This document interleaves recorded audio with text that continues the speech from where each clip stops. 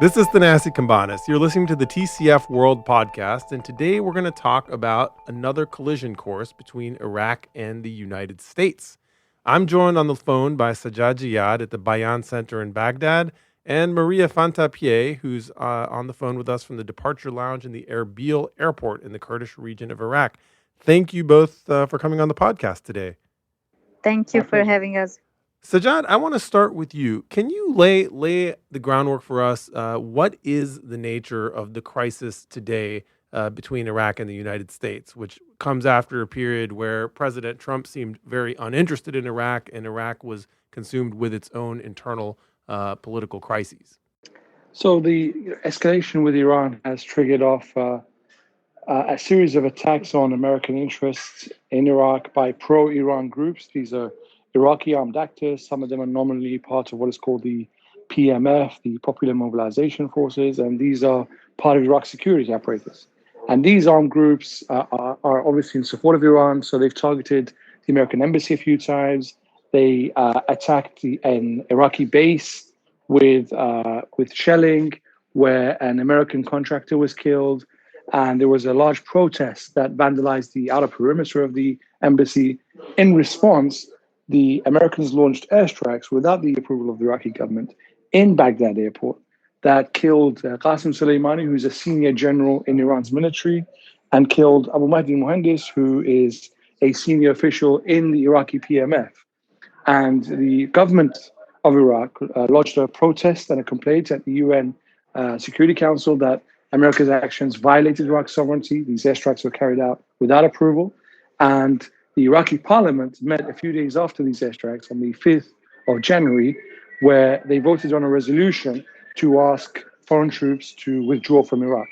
And this is what's led to the recent tension between the Iraqi government and the US government, with the US government saying that they have no plans to withdraw from Iraq, and President Trump mentioning the possibility of sanctions if the Iraqi government forces the Americans out.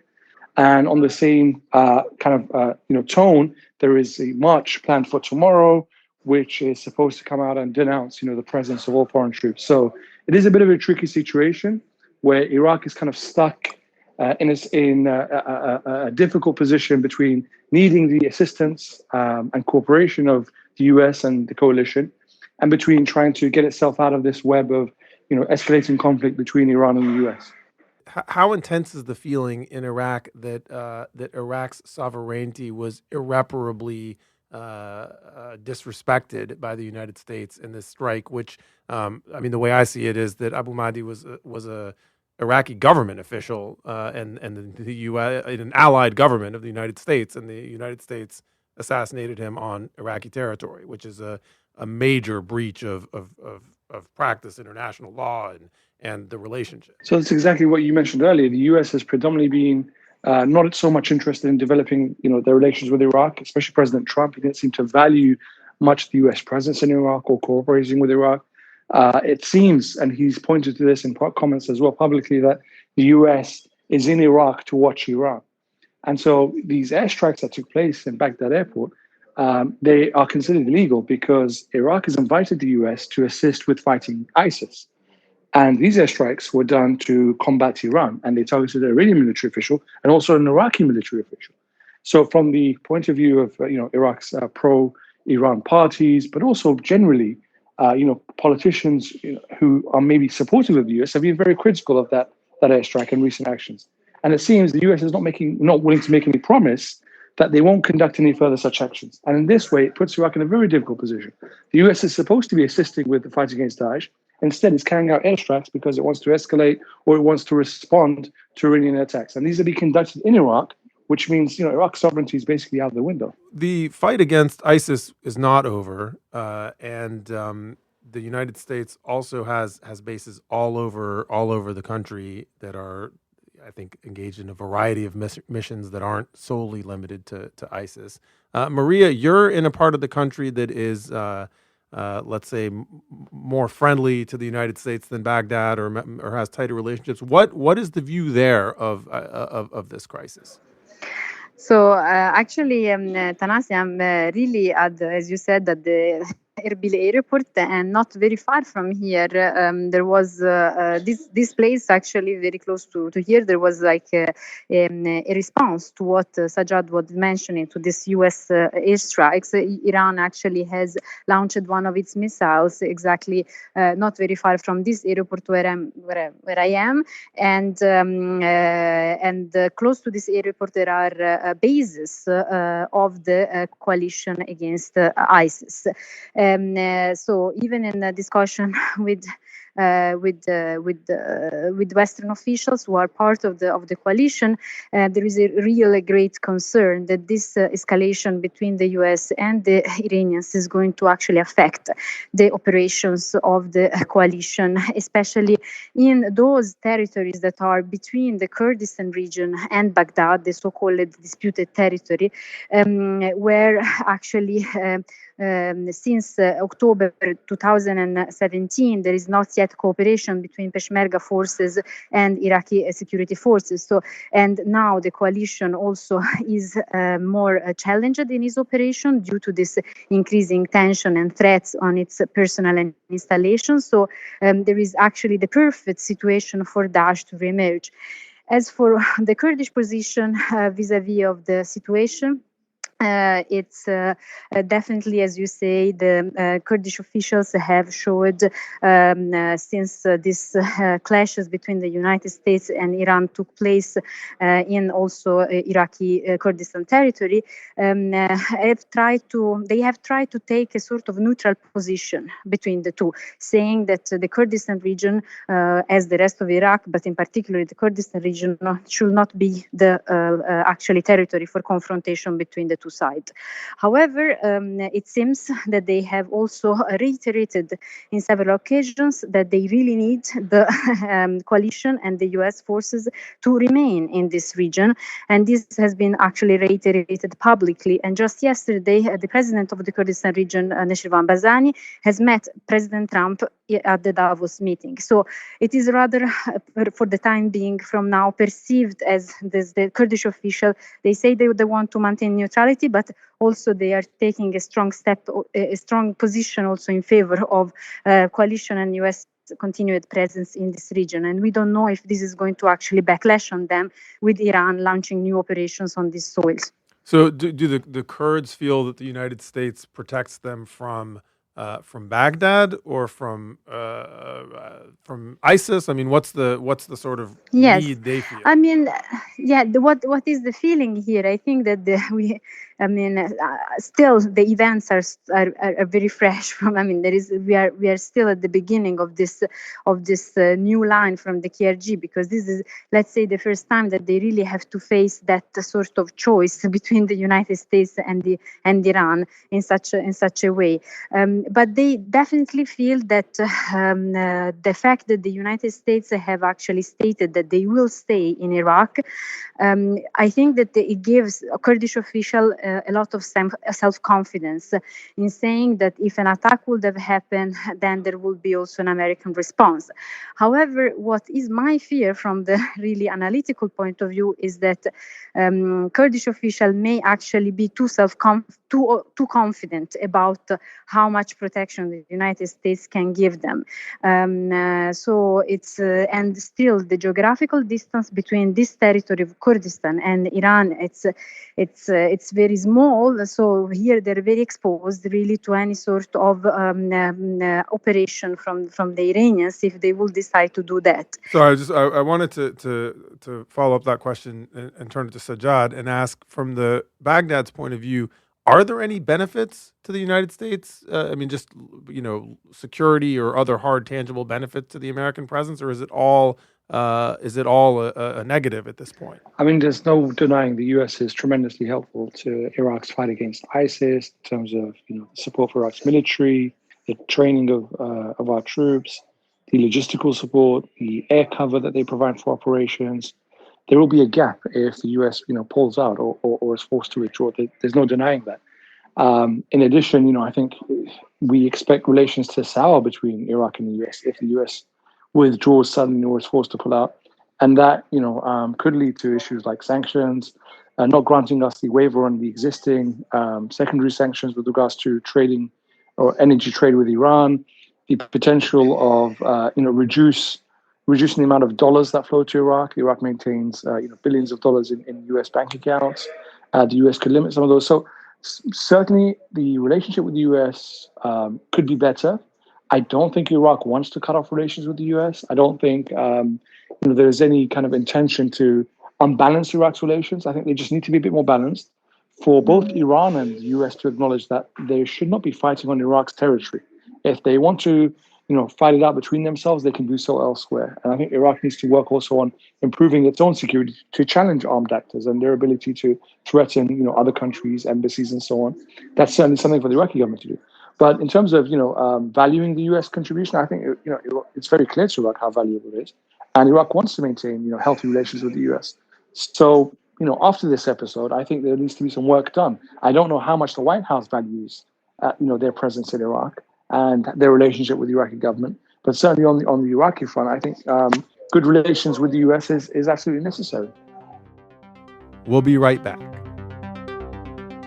At a time when the focus of politics is on being the loudest voice and not the most informed, the Century Foundation delivers thoughtful, evidence-based policy leadership with purpose. I'm Lucy Muirhead, Chief Strategy Officer at the Century Foundation. We work to reduce inequality, foster opportunity, and promote peace and security, carrying on a tradition that TCF's founder began in 1919. In the century ahead, we'll continue to prioritise rigour over reactivity, elevate the best ideas and most diverse voices, and never lose sight of what it takes to make an impact. You're listening to the TCF World Podcast. I'm Thanassis Cambanis, and I'm joined by Sajad Jiyad in Baghdad and Maria Fantappie in Erbil. Yeah, Sajad, you raise a really critical point, which is, we analyze this as if there's a rational actor or a reasonable actor in the White House, when in fact there's many indications that there aren't. One of my concerns is that the United States does not seem to understand the strategic value or consequences of its partnership with Iraq, and seems to be willing to throw it away. And so when the question I asked the two of you, what's the sort of practical value on the ground to this alliance from Kurdistan's perspective or Baghdad's perspective? From the United States perspective, I'm afraid the White House doesn't see any except as a pressure point against Iran. They don't see any value in a counterterrorism partnership against ISIS, or even in an enduring partnership with a major Arab country that alone among its peers seems to be semi-democratic and interested in a reciprocal relationship with the United States in a region where most countries don't want to have much to do with the United States. And so I'm afraid that by the end of Trump's first term, whether it's the first of two or the first of just one, the relationship will be completely in shambles. And that's a concern, I think, for the Iraqi side as well, that they're dealing with a White House that doesn't seem to have much of a strategy with regards to, dealing with Iraq. And even further out, it doesn't seem to have a very clear strategy in terms of dealing with Iran as well. So it's a concern, I think, for Iraq and their neighbors about where the White House wants to go with, their position in the Middle East. But there is one, fact that we probably need to be aware of, is that the presence of foreign troops, wherever they are, but especially in Iraq, I don't think it's, potentially possible to keep foreign troops around for tens of years. So the pullout will happen eventually. And I think the Iraqi government wants to be able to rely purely on Iraqi troops. Americans will leave Iraq. It's just a matter of how and when. Is it going to be because there's this diplomatic spat between the two countries? Is it going to be because tensions between the US and Iran are increasing and they want to use Iraq as a battleground? But, whatever the outcome, I think foreign troops leaving Iraq is a certainty. And in the long run, Iraq needs to depend on itself. But at the same time, forcing the Americans out, even if the Americans don't have a very clear strategy, I don't think is going to lead to good outcomes for Iraq. I think it needs to be very studied. I think it needs to be negotiated and needs to be done in agreement with the US. Even if they pull out over the next couple of years, it's better to have the US on board and maintain good relations, even if they don't know what they want from Iraq, rather than causing embarrassment to President Trump in election year and then potentially facing a backlash. The White House is talking about sanctions, and for Iraqis, that's brings back the nightmare of the 90s. So, from your point of view, what would be the best way for this to unfold in terms of a recalibration of the relationship, or a pullout, or a transition to a training mission? What's the best outcome? Well, I totally agree with Sajad in terms of like the fact that there is a need to understand that at some point U.S. troops will have to pull out, but it's also true that listening from military officials of the coalition is also very important. That from the logistic point of view, since the U.S. is the largest contributor to the coalition, that the troops will stay at least for the time being. I think because the reemergence of Daesh is still a possibility, and we are still not very sure that actually the Iraqi security forces and the Kurdish security forces could actually handle on their own this potential reemergence of Daesh. On the other hand, in terms of the possible scenario, I think that there is a need once a new prime minister come into the play. There is a need to renegotiate on clearer terms the presence of foreign troops and U.S. troops in Iraq. This for sure is something that needs to be done. In terms of also not having a presence that actually encourages Iranians to target coalition and U.S. troops in Iraq, there is also a need to find probably a different formula where slowly and gradually some of the U.S. Responsibilities in the coalition will be either replaced by some other coalition European parties. NATO countries? Yes, European or NATO countries. There are already discussion on this. So we have to see really how this can be done technically to actually reframe this presence in a different way. Because for sure, if things stay as they are, this will be an invitation also for paramilitary groups, PMF, and also Iran to actually have still Iraq as a ground of confrontation against the United States and coalition partners. So there is definitely a need to renegotiate another framework, and this discussion are already ongoing. I mean, there's an asymmetry here because the U.S. And NATO presence are subject to a sort of publicly negotiated framework, whereas the extensive Iranian presence is entirely sub rosa and informal, and so there's no technical parameters to litigate. And so if the U.S. I mean, one of the interests here is balancing Iran. I mean, from an Iraqi perspective, I would think one would want neither Iran nor the United States to be able to dominate the country. With the United States, you can try to do this through things like the parliamentary declaration or renegotiating a status of forces agreement. With Iran, I'm not sure how one goes about this, and therefore are you stuck in a position where you have to leave the United States in place as a hedge, or are there other ways to sort of negotiate these tracks simultaneously? Well, yes, I mean, you are right. On the U.S. side, I think it's very important for the U.S. to, in this moment, I think that the U.S. administration feels very self-confident that since the Iranian response to its strike hasn't been as strong insofar as they thought, they're very self-confident in saying they're going to stay, and there are just initial discussion about new framework of how renegotiating their presence. And however, from the Iranian, let's say, side, I think what is very dangerous at this point, it's really the fact that the PMF, especially after the death of Abu Mahdi al-Mohandes, have actually lost a sort of coordination chief that can actually also negotiate in some way their progressive and gradual reintegration into the Iraqi state security forces. And on the contrary, we hear more and more voices from the PMF that actually call for a sort of resistance against the United States and coalition presence in Iraq. So I think that one of the steps that will be very important is to engage the PMF and re-engage really the PMF in the entire process of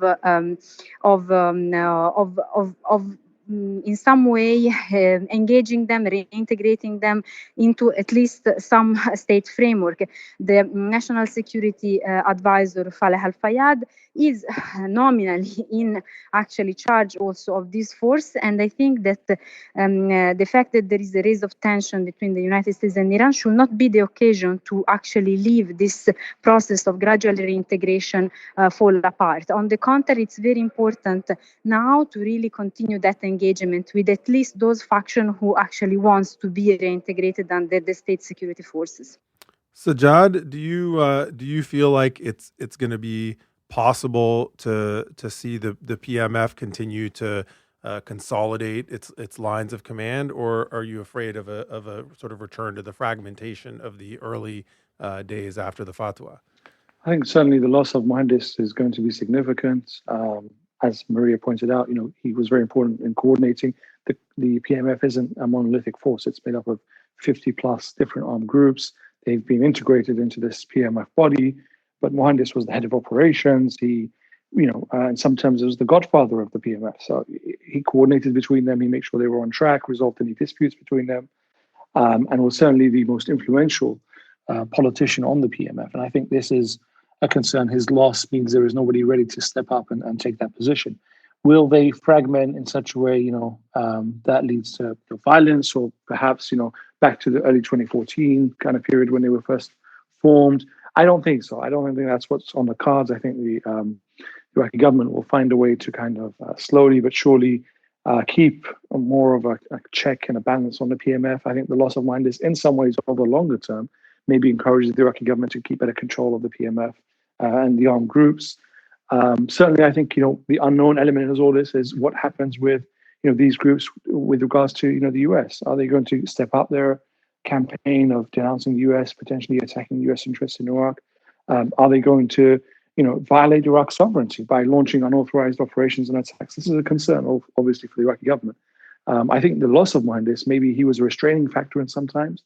And right now there isn't that restraining factor potentially. There's a lot of anger and emotion. But I think in the next coming months, as Maria points out, perhaps when there's a new PM and he has a bit of a mandate, he'll be able to better regulate these armed actors inside Iraq. We'll be right back. What exactly would a progressive foreign policy look like in the Middle East? The lines of critique are clear. Providing realistic policy proposals is a whole other thing, and much more difficult. I'm Dan Benaim, and with my colleagues at the Century Foundation, we're trying to ask and answer the hard policy questions and come up with specific proposals that move the ball forward. You can see our ideas and join the conversation yourself at our website, tcf.org. I'm Thanassis Cambanis. You're listening to the TCF World Podcast. I'm joined on the phone by Sajad Jiyad in Baghdad and Maria Fantappie in Erbil. Sajad, what do you think is? I mean, I know prediction is a fool's game, but let me invite you to be that fool. Do you think that the PMF will retaliate further, and do you think that in the next year, while Trump is running for re-election, that the United States will withdraw entirely from Iraq? I mean, that looks likely, if we're honest. The Iranians did respond to the killing of Soleimani by launching these ballistic missiles, but no Americans were killed. We're looking at the third most senior military officer in Iran who was assassinated by the US, and the Iranian response has been fairly limited, if we're quite honest. And I think they could expect to seek revenge for Soleimani's killing through indirect attacks, through using proxies, through encouraging groups like PMF, military actors, maybe Hezbollah, Lebanon, elsewhere. I think that's probably where the true Iranian response will come. But it wouldn't be a cause for direct war between the US and Iran, because they're not going to be directly, in conflict using their traditional armed forces. So I think that's certainly, a potential situation that Iraqis are worried about. I think there is grounds for that. The comments by Secretary Pompeo, President Trump himself, some people in the administration have been helpful, talking about sanctions, talking about, Iraqis should have paid up for all the US contribution towards bases and so on. I think these are not helpful, and they've increased tensions. And when we will have a new PM in place, I think that's the opportunity all the time. The US needs to seize an opportunity to build better ties and reinforce the importance of Iraq's position strategically to the US. Otherwise, if it's just a matter of, we're not really interested in what the Iraqi government says. We're here to stay, and if you guys try to force us out, we'll sanction you. I don't think that tone is particularly helpful, and that will encourage a lot of anger and emotion, perhaps leading to attacks against the US. The US maintains a large presence in Iraq. It's present in several provinces, in Iraqi military bases. It has a huge embassy, and I think the potential for attacks is quite high, if we're quite honest. So it really depends on how diplomatically, politically, the relations develop over the next few months. But the potential, certainly, if we can't absolutely say there will be attacks, there is high potential for reprisals against the US inside Iraq. Is it technically possible for the United States to remain in the Kurdish region and leave the Arab region of Iraq? So, legally, in terms of the Iraqi government stance and international law, it would be illegal for the US to remain if asked by the federal government to leave Iraq. They would not be able to stay anywhere from a legal perspective. From a technical perspective, I think Maria can add a little bit more on that, but certainly it would be possible to pull out the US from the rest of Iraq and move towards Kurdistan, but then that opens up the Kurdish region for reprisals, and I think Maria can add a little bit more on that. Well, I mean, as Sajad said, from the legal perspective, that it's not possible in the sense that the US have been and the coalition have been invited by the Iraqi government. And therefore, like once that invitation it expires, also it expires for Kurdistan. Therefore, it will be difficult actually to make that argument. But I think that technically there can be, and there already has been, some movements of coalition operation and also U.S. troops in terms of like up to the region of the north of North Iraq. Even the consular service, for example, of the United States now they are like, I think, transferred from Baghdad to the U.S. embassy, the U.S. consulate in Erbil. Therefore, I mean, there is definitely a sense that the Kurdistan region is far more secure than the rest of the country. Therefore, at least in this process where this presence of the US and coalition remains uncertain, it's much better and much safer actually to move up troop or actually move some of the operation also of the troop to Kuwait. So that is already happening. However, again, once the invitation from the Iraqi government expires, it expires also for Kurdistan. So it will be very difficult for the Kurdish official to make the case that the US troops should stay. And not only, if they will only stay in Kurdistan, that will make Kurdistan the perfect target for attacks from Iran. I want to, in the last part of this conversation, before you both have to go, I want to ask you to help me unpack the sort of regional consequences for Iraq of this crisis. So you can take these up in whatever order you want, but how does this crisis between the U.S. and Iraq affect, one, the viability of an ISIS resurgence, two, Iraq's relationships with its Arab Gulf neighbors, three, Iraq's relationship with its other non-Iranian neighbors, Jordan and Turkey? So in terms of like the presence of and resurgence of Daesh, of course, this crisis, as I said, will strongly affect the capacity of the coalition actually to, and is already affecting the capacity of the coalition to implement its operation, especially in the disputed areas and in Sunni areas. So we already are expecting that Daesh is actually taking this opportunity to resurge, and the Iraqi government attention it's actually elsewhere, not on Daesh, but on managing this difficult relationship with the United States. The Shabi, the PMF attention is also elsewhere on the resistance against the United States, and therefore also their presence in these territories, it's not a guarantee for the fact that they could actually fight against ISIS. In terms of the second point, the relationship between Iraq and the Gulf country, I think that in the summer we saw that the United States, that Iraq could actually balance quite well the relation between Iran and the United States, also thanks to the coordination between the three presidencies, the President, the Prime Minister, and the Speaker of Parliament. Now that there is a government crisis, it's very difficult for the government government of Iraq actually to balance this relation and continue also engagement with Gulf country without without Iran seeing this as a clear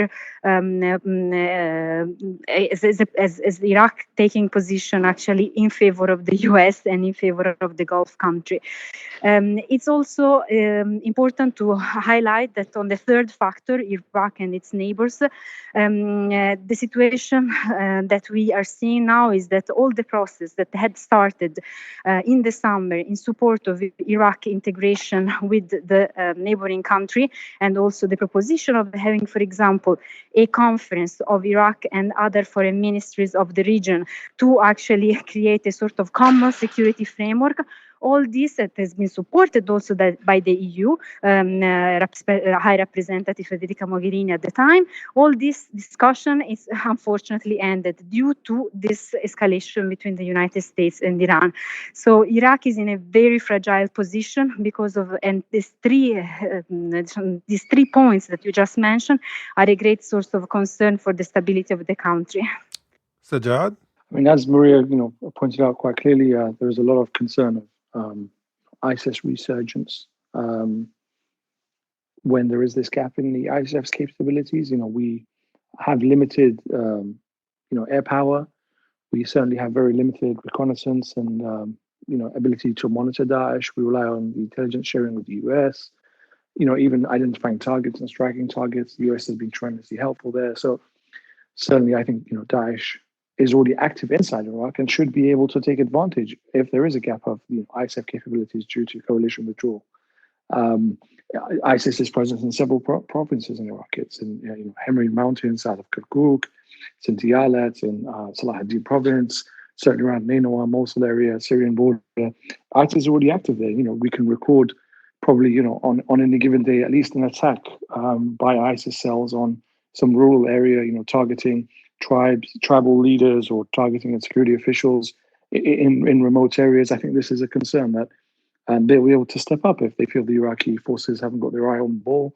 If they don't feel that, coalition, especially US air power is a threat anymore, I think they will probably try to be a bit more active inside Iraq. Beyond that, when you're talking about what effect does this have, the recent spat between Iraq and the US, what effect does it have on the wider Middle East? Certainly, it's got Iraq's neighbors concerned that, number one, Iraq could become destabilized.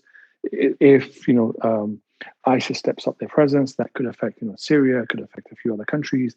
Number two, the fact that if Iraq is destabilized due to US-Iran kind of conflict, that could involve other countries. The US has assets in other countries with our neighbors with Iraq, so Kuwait, the rest of the Gulf, in Turkey, in Lebanon, and most of the Middle East, the US has a presence. They could be, potential targets for attacks.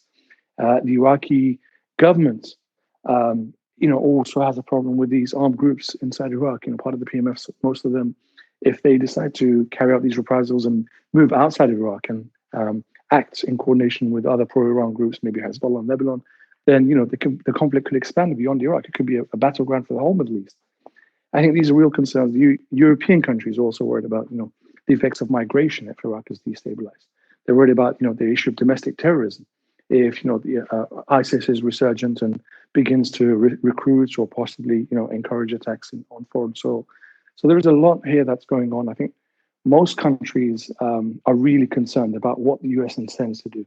They are, they may not have the best of relations with Iran, but they always expected the US to kind of have a plan and a strategy. And I think in recent years, this has been the concern. The US does not know what to do with regards to Iran. It is certainly not, doesn't have a very clear plan with what it wants to do with regards to Iraq. And the fragility of Iraq's stability is something that affects, if it becomes destabilized, is definitely going to impact every one of Iraq's neighbors. And I think that's definitely something that everyone's watching for. And they want to disentangle themselves from this situation if possible. But for Iraq's neighbors, that's certainly not possible. The fallout will be very quick if it happens and will involve, populations across the whole Middle East. And sadly, the United States does not seem to care at all about issues such as governance and quality of life in Iraq for Iraqi people. But there has been an incredible movement since the fall of Iraqis who have been pressuring their dissatisfying government for just that. So in closing, Sajad, I want you to tell me how all this has affected that protest movement, that sort of, inspiring and admirable autonomous popular movement that has been, and I think continues to be, demanding accountability from the Iraqi government, independently of these geopolitical machinations. Exactly right. I think that's a shame for the protest movement. The fact that they are now caught up in a geopolitical situation, instead of attention being focused on how we improve governance, how we pressure the Iraqi government to do a better job to protect the citizens, justice for the people that have been killed in these protests, reforms, carrying out what they promised the people to do in terms of fairer elections, better model for elections, improving services for people. That's what people have come out to protest for, and I think they will continue to protest regardless of what goes on. But attention is being shifted to to what's going on between the US and Iran and how Iraq is caught up in this. And this is a concern that nobody seems to really care about the protests, the Iraqi government included. And second, the fact that if the issue, the agenda of the day is changing to denouncing the US or protesting against the US, then protests could be attacked, because if they're campaigning against issues like justice and reforms, they might be accused of not being supportive of Iraq's national position in terms of pushing back against the US violation of sovereignty, and they could become a target themselves for reprisals. So there is fear, I think, and trepidation that Iraqi protesters, civil rights activists, civil society themselves will become a target because they're not suitably aligned with the agenda of the day, which at the moment is pushing back against the US. And I think regardless of what goes on between Iran and the US, Iraq's governance is always going to be a problem. We need to address those. So if the US stays or goes, or if Iran and the US become friends or whatever, Iraq still has a problem with corruption and justice and services. And I think it's a shame for our protest movement that these other geopolitical issues have seemed to have got in the way. It was just a few months ago on this podcast that I think Maria said that if the United States insists on using Iraq as a venue to confront Iran, everybody will lose out. And I think we're seeing, unfortunately, what that looks like now. Sajad, Maria, thank you both for coming on the podcast, and really appreciate your insight and your thoughts. Thanks for having us. Thank you. Thank you. All right. Till next time.